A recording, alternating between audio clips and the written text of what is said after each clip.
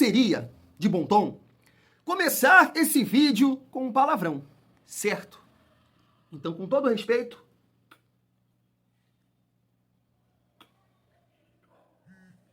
seis ontem no Maracanã.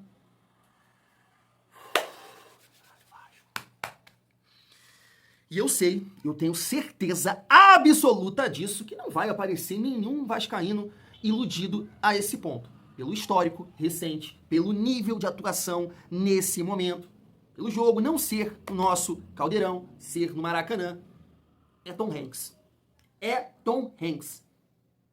6h30, Maracanã, Vasco contra Flamengo. É Tom Hanks. Que isso, Thiagão? À espera de um milagre. À espera de um milagre. Esse é o papo. Posso dar aqui mais um comunicado antes de começar a nossa resenha em relação a Manuel Capasso. Rapidamente, cansei. Agora eu sou do time que defende Manuel Capasso no time do Vasco. Que ele volte aí a ter alguma oportunidade. E sabe o argumento que me convenceu? Sabe? Eu estou sempre aqui vendo os comentários. Não consigo responder todos. Teve um comentário que disse o seguinte em relação quando eu falo do nível do Campeonato Paraguaio. O amigo citou o Gamarra.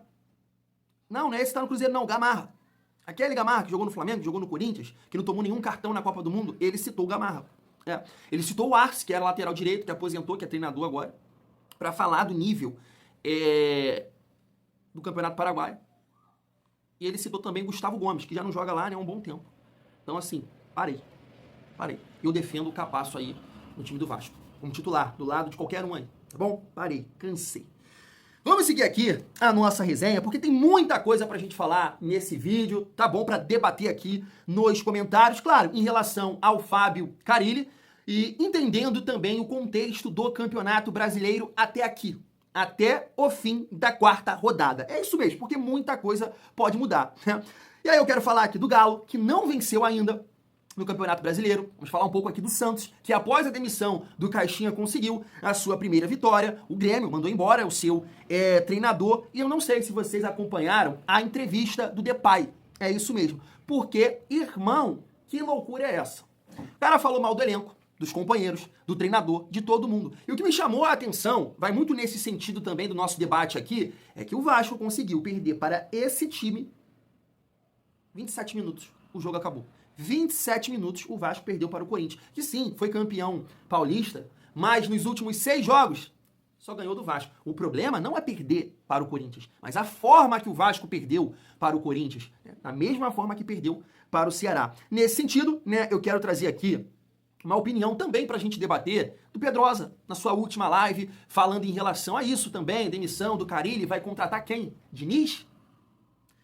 E claro que a gente já vai projetar aqui no jogo contra o Flamengo, trazendo algumas opiniões, debatendo aqui possíveis mudanças para esse jogo, ou seja, a resenha tá show de bola nessa quinta-feira, chega aí. Mas antes, deixa eu te pedir aquela moral. Se não for inscrito aqui no canal Vasco em Família, se inscreve, deixa o like e ativa o sininho para não perder os próximos vídeos.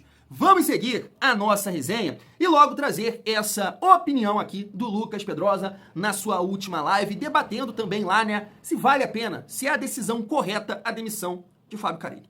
Olha só. É pra ir com o Felipe de ter que encarar a realidade do Santos. E pode falar o que quiser de mim, mas uma coisa que eu sempre deixei claro aqui é que a realidade desse time é time de meio de tabela. E aí, cara, essa é a pergunta. É fora Carille? Sábado tem jogo contra o Flamengo. Quem comanda? É o Felipe? É pra ir com o Felipe? E daqui pra depois? Hoje o Santos foi, teoricamente, recusado pelo Luiz Castro, pelo Dorival Júnior, pelo Tite e, pelo visto, nem mesmo o Jorge Sampaoli, que já não trabalha há muito tempo, aceitou o Santos. A opção mais viável pro Vasco nesse momento, vocês sabem quem é. Se chama Fernando Diniz. E essa não é a minha opinião. Só tô olhando o mercado, pensando até com que a diretoria pode pensar também. E aí sabe o que vai acontecer? Na quinta rodada, com o Fernando Diniz à frente, quando ele vencer um jogo, empatar outro e tiver perdido 3, a gente vai estar aqui pedindo fora Diniz. Não sou eu não, gente. Não sou eu não. Olha o cenário. Olha o cenário.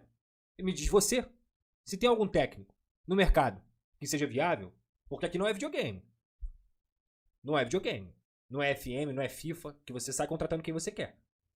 Não é só o Vasco querer. É o técnico querer o Vasco também. Quem é que vocês contratariam? Eu tô olhando o chat. Porque assim, vai demitir? É pra demitir? Beleza, demite o treinador. Sábado, pega o melhor time do Brasil jogando lá no Maracanã. Sem treinador? Família, só pra complementar, eu tava vendo esse comentário aqui na live do Pedrosa e resolvi trazer aqui pra gente debater, ó.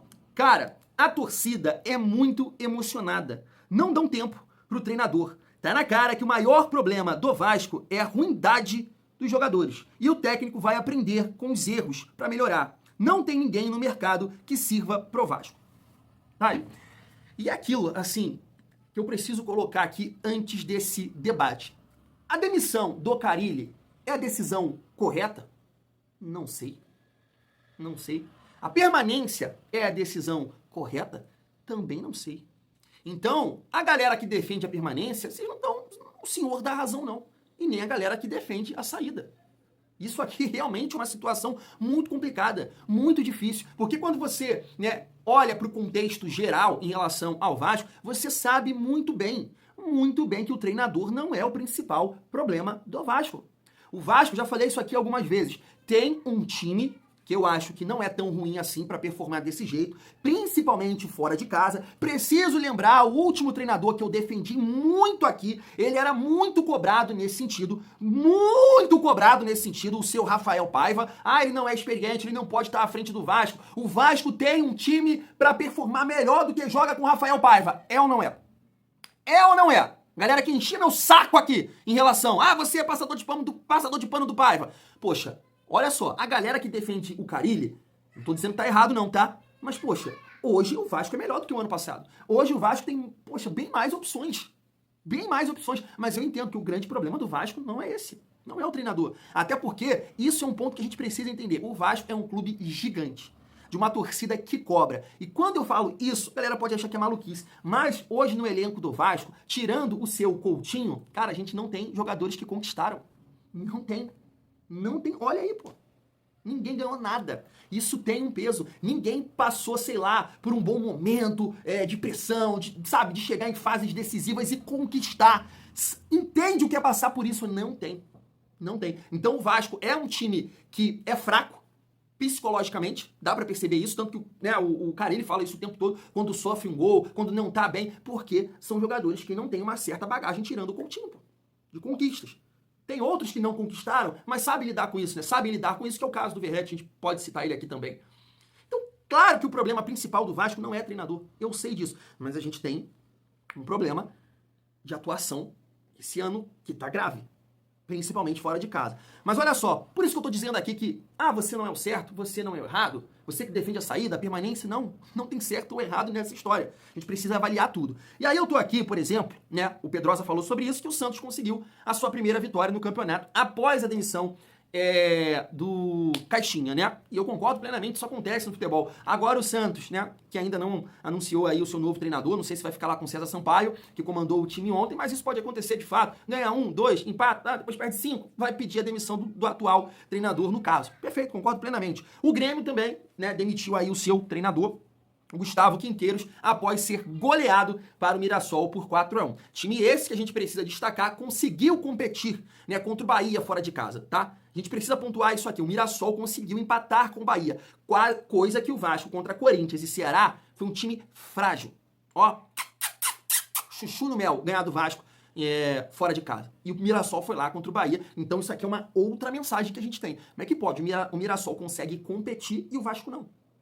Como é que o Mirassol consegue estar organizado para competir com o Bahia? Que todo mundo paga um pau e o Vasco não consegue ir lá contra o Ceará. Beleza, que vai ser difícil ganhar do Ceará lá, mas, poxa, dá para jogar melhor, dá para performar melhor. Galo, isso é um ponto positivo em relação, talvez, ao trabalho do Carille. Poxa, naquelas tier list no início do ano, todo mundo colocava o Galo, lá em cima, certo? Não ganhou ainda no campeonato. Muita gente aí, eu vi um programa utilizando do argumento que o Vasco conseguiu 2 vitórias contra times que vão brigar com o Vasco ali no meio de tabela ou na parte de baixo. O Galo nem isso conseguiu, porque o Galo não ganhou do Grêmio, que é um time que claramente vai brigar para não cair, não ganhou do Grêmio e não ganhou do Vitória.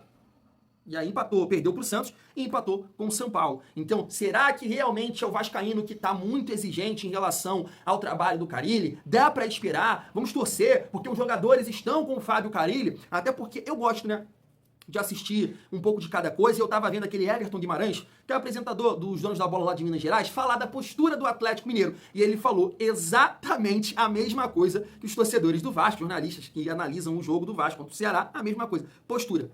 Um time frouxo, time sem tesão, sem nada. Eu fico, pô, cara, será? Qual cenário é esse? E aí, vem aqui para finalizar essa questão e a gente entrar na situação aí do Diniz e opções, treinadores. Cara, o Depay. Depay, ontem, após a derrota do Corinthians para o Fluminense, eu falo aqui, cara, o que me incomodou nessa derrota para o Corinthians é que, gente, o Corinthians vai brigar para não cair. O Corinthians vai brigar na parte de baixo. Com esse time, briga para não cair. O time do Corinthians não é nada demais. Nada demais. E o Vasco, com 27 minutos, conseguiu. O jogo acabou ali com 27 minutos. Porra, sabe? E aí, olha só. Separei aqui algumas declarações do Depay. Temos que criar mais chances. Para isso, precisamos ter ideias. Consistência. Esse time não tem consistência. A maioria dos gols foi de fora da área. E os adversários têm muito tempo para chutar. Se quiserem, podiam subir na bola e chutar. Adoro estar aqui, quero ficar mais tempo, mas precisamos fortalecer o time. E eu espero que o Corinthians se concentre nisso. Olha, recentemente o Verratti também, né, deu uma declaração nesse sentido, que o time toma gols bobos e tudo mais. Mas essa aqui ele falou de treinador, de companheiros, de diretoria, de reforçar o time. E sabe qual é o meu ponto? Que os jogadores, né, manifestaram publicamente o apoio e a confiança no trabalho do Fábio Carille. Diferente do que foi dito aqui pelo Depay. Claramente jogando na conta de todo mundo, inclusive do treinador, liberdade para chutar, falta de ideias. Tudo isso que a gente vê no Vasco hoje.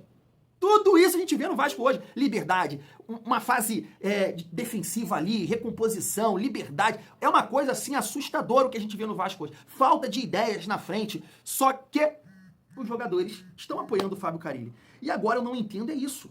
Isso eu não consigo entender. Como os jogadores estão fechados com o Carille e performam dessa forma contra o Corinthians, contra o Ceará. Uma coisa que não entra na minha cabeça. Porque claramente existe ali uma má vontade, poxa. Sabe? Olha, eu tava vendo, e a gente vai falar do jogo também, eu tava vendo uma análise do segundo gol que o Vasco sofreu contra o Ceará. É surreal. É surreal. O adversário, com toda a liberdade do mundo, né, faz o cruzamento, mas aí o Guilherme, que é o jogador que cabeceia, que dá assistência para o Pedro Raul, o João Vitor tá nele. O João Vitor tá colado nele. Só que aí o João Vitor, sei lá, pensa no mundo da lua e vai no Pedro Raul. E deixa o jogador aqui sozinho. Deixa o jogador aqui sozinho. E aí, a bola vem, belo cruzamento, o cara escora, o João Vitor sabe o que faz? Larga o Pedro Raul. Deixa o Pedro Raul sozinho. Mas eu vou colocar só na conta do Pedro Raul? Não. Adivinha, onde o Freitas estava nessa conversa? Marcando ele. A sombra dele. Então, assim, cara, o Carille falou outro dia disso, né, que tem jogadores pra falar, pra comunicar, pra cobrar, e é muito desse sentido, cara, em pelada. Pô, em campeonato aqui de várzea. Pô, quando você joga ali com o seu parceiro, com a sua dupla de zaga, é comunicação o tempo inteiro. Pô, quem joga uma bola sabe disso. Tem que falar, tem que orientar, principalmente quando você não tá vendo. Então, o João Vitor, vendo o Freitas marcando a mãe dele, por que não grita, por que não berra? Freitas, aqui, fecha aqui, porra. Aí o cara vem, posiciona no Pedro Raul, ele marca o outro atacante, mas não tem, cara. Parece que os caras, pô, dão da base, fraldinha. Pô, juvenil, cara. O Rodrigo fala isso, que a gente traz aqui os comentários, mas é verdade. Pô, a gente que jogou bola em pelada tem isso. Caraca, tu não tá marcando ninguém aí, fecha aqui. Como é que num nível de profissional não tem isso? Cara, cabeceia sozinho e o Pedro Raul faz o gol sozinho com 2 zagueiros.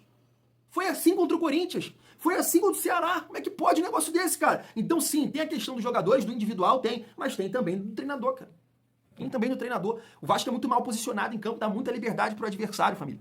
Então, assim, pra finalizar esse assunto e a gente entrar em relação ao jogo, até trazendo aqui o Danilo, né, falando sobre o Verratti, que eu esqueci de comentar no início do vídeo, não é uma decisão fácil, de forma nenhuma.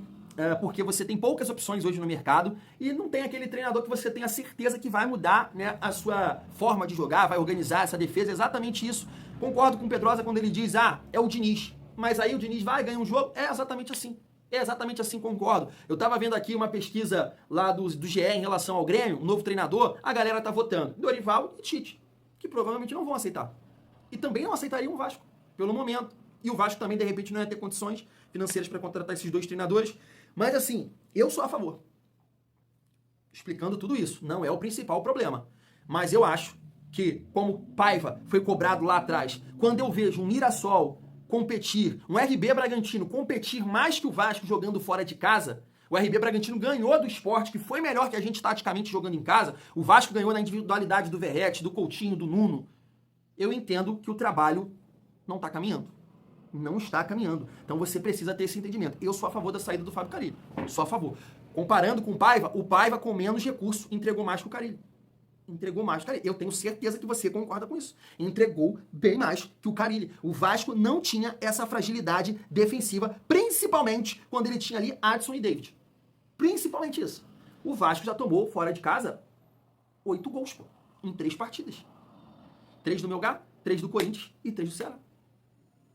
Família, pra gente entrar aqui no assunto do jogo de sábado, tá aí, ó, Maurício Lemos pode ficar de fora pelo 3º jogo consecutivo.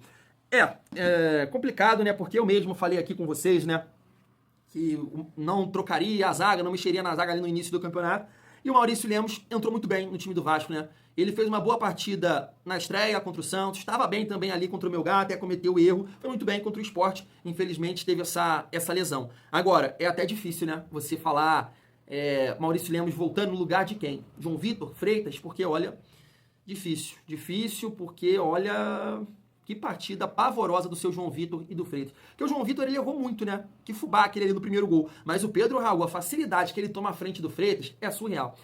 E o segundo gol, o Freitas fez isso também no jogo contra o Corinthians. Ele não sabe se posicionar. Não sabe se posicionar. Tem muita dificuldade. A jogada tá desenrolando, ele não marca ninguém.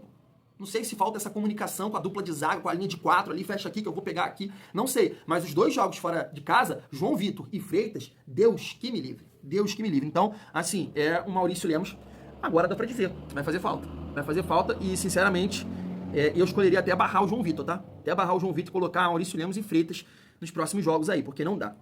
Um outro ponto pra gente debater aqui, família, é a questão das opções, tá? Eu tava vendo esse vídeo aqui do Gabriel Farias, mostrar aqui pra vocês, né? E ele defende algumas mudanças. E basicamente aqui pra gente debater, ele defende a entrada do Ryan no lugar do Garré. Não, ele defende a entrada do Ryan no time. O Adson também seria uma possibilidade. E o Jair. Eu acho difícil, né, você conseguir colocar aqui, principalmente Adson e Ryan juntos, né, porque você ainda tem o Nuno, que tá bem. O Garré eu até entendo, né, você, de repente, ali barrar pra entrada do Ryan ou pra entrada do Adson, mas o Nuno não. O Nuno tem que jogar. E o Jair, cara, pra esse jogo contra o Flamengo, pode ser uma possibilidade, mas é um cara que tem uma dificuldade na fase defensiva. Ele até foi bem no primeiro jogo, né, da semifinal. Eu achei que ele marcou muito bem. Então pode ser uma possibilidade, porque de fato entrou muito bem contra o Sport, contra o Santos, entrou bem agora também contra o Ceará, consegue controlar mais o jogo, tem bons passes. Pode ser uma possibilidade, família vascaína. Mas, assim, eu acho que para você conseguir ganhar do Flamengo, você precisa ter confiança, coisa que os jogadores do Vasco nos últimos jogos passam longe de ter contra o Flamengo, e você precisa ter uma organização tática interessante, coisa que também o Vasco não tem. Por isso eu comentei aqui com vocês que é a espera de um milagre esse jogo de sábado aí. E o Danilo falou isso aqui sobre o Verratti. Uma das coisas que a gente tem falado muito interno ali do Flamengo é justamente não escolher adversário, né? E de tentar, de certa forma, ter o mesmo comportamento e o mesmo comprometimento com cada adversário. É lógico que a gente estuda detalhadamente cada jogador que a gente vai enfrentar, e aqui com todo respeito ao trabalho que o Verratti vem fazendo, porque é admirável a forma como ele marca gols e como ele se comporta dentro da área. Então, certamente, a gente precisa ter muita atenção, encarar o jogo com a máxima responsabilidade e respeito. É um clássico, é uma coisa que faz parte da cultura do Rio de Janeiro e do Brasil. A gente espera fazer um grande jogo, a gente espera vencer, seguindo o nosso caminho, mas sem esse espírito de revanche ou coisa do tipo. A gente tem que fazer o nosso trabalho para vencer. Família, se eu defendi naquele segundo jogo da semifinal um Vasco com mais velocidade na frente, de repente segurar o Verratti naquele jogo, colocar o Ryan ali, né, para ter um centroavante de mais mobilidade, fazer facão e tudo mais, nesse jogo eu não defendo isso de forma nenhuma, tá? Porque o Verratti até então Tava ali, eu sei, como artilheiro da competição, do Carioca, mas, né, gols de pênalti, não tava, né, tão bem, a bola não chegando também. Só que nesse momento não, né? O cara fez 2 gols contra o Melgar, fez 2 gols contra o Sport, fez gol contra o Ceará, fez gol contra o Santos. Não dá pra você barrar um cara desse, né? É muito mais você tentar ajustar o time na fase defensiva e o Verratti ficar em campo. Não dá pra você barrar um cara que tá sendo decisivo pra gente em todas as partidas. Em todas. Como é que você vai barrar por uma estratégia de jogo, de recuar o time e buscar os contra-ataques? Nesse jogo eu não defendo, tá? Não defendo, porque acho que primeiro a gente tem que organizar atrás, defensivamente, e depois pensar numa estratégia de jogo dessa. Então, assim, o Verratti tem que ficar, porque é isso. Hoje, ele, Coutinho e até o Nuno são os jogadores que, cara, vão preocupar o Flamengo ali. Entende? Então, não tem como. O Vasco tem que jogar com o Verratti, mas tem que ser um time, assim, muito organizado pra gente, né, ganhar esse jogo aí ou até empatar. E o Vasco fora de casa, porque é um jogo fora, né, é no campo do Flamengo, é na casa do Flamengo, o Vasco tá sendo, como o Eric Faria falou ontem, né, presa fácil. Presa fácil. Vamos ver o que vai acontecer nessa partida aí. Fui.